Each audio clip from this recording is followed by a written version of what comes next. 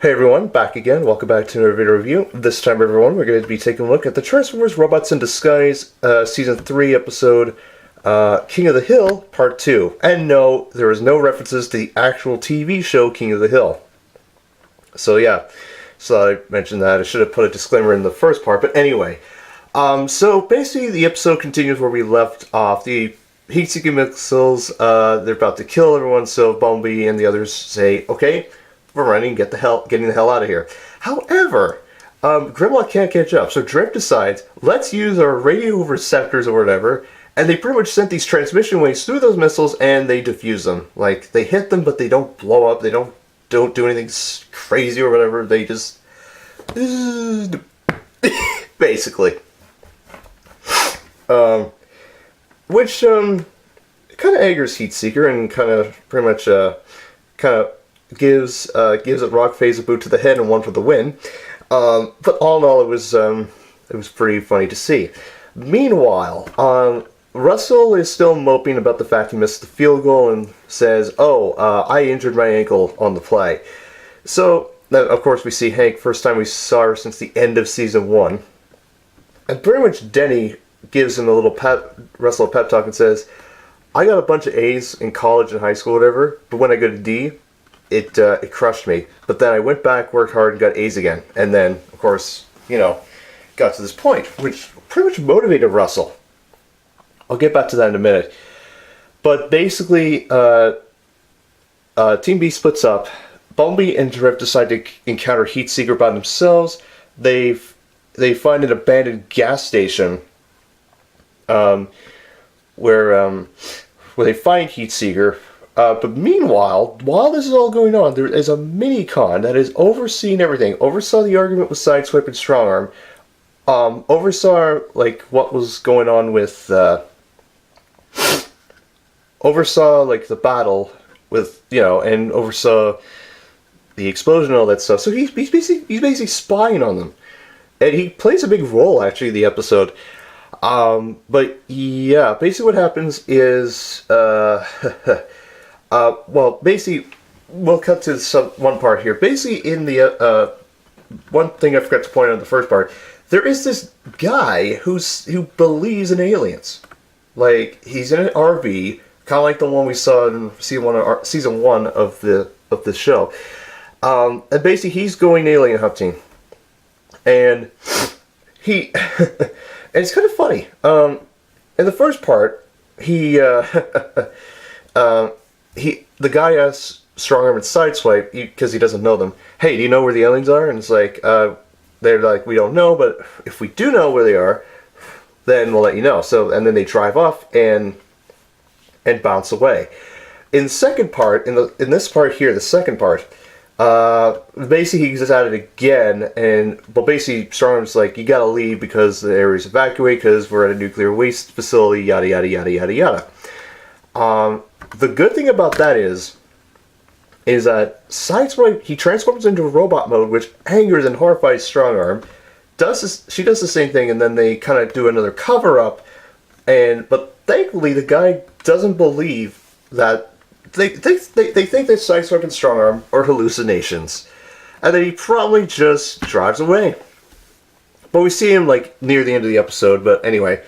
So basically what happens from then on is Bumblebee and Drift, they try to encounter Heatseeker the first time, but unfortunately, there's these oil drums that are set as little booby traps. So they manage to get out and hide behind some abandoned semi-tractor trailers, like actual trailers.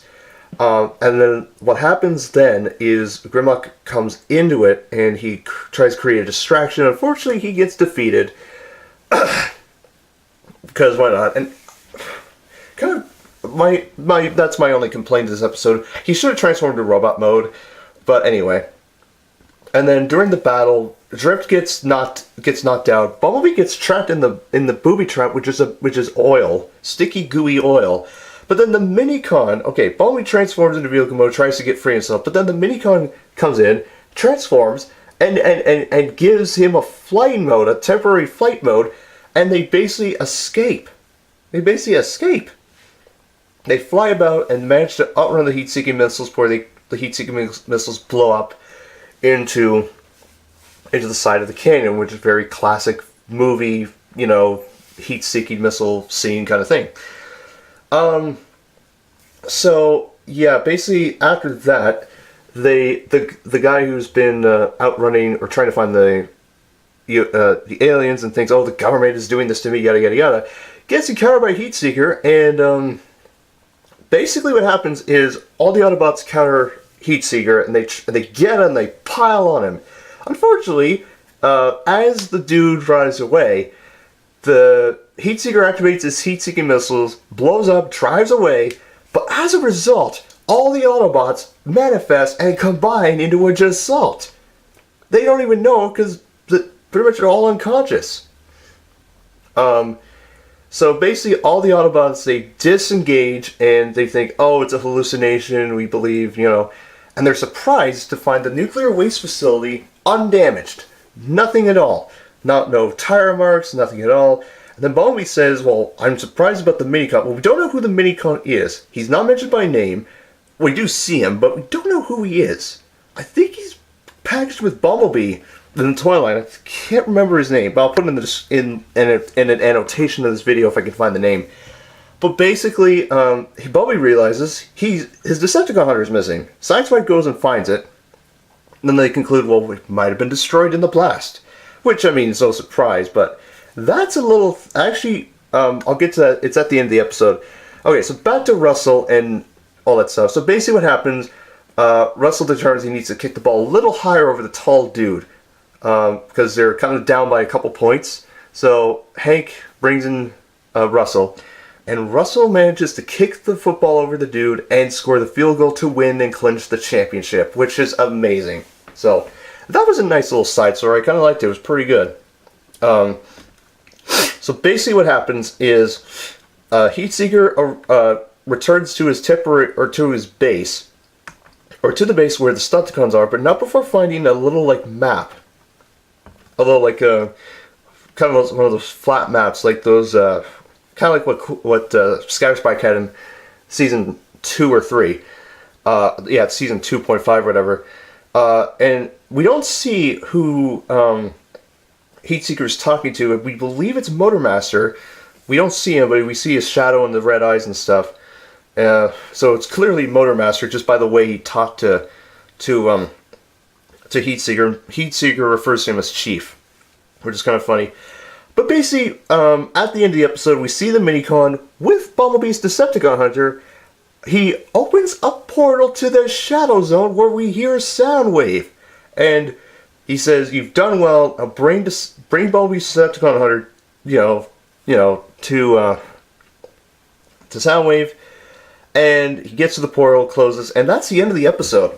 All in all, that was a pretty good little cliffhanger to end on this 2-part beginning.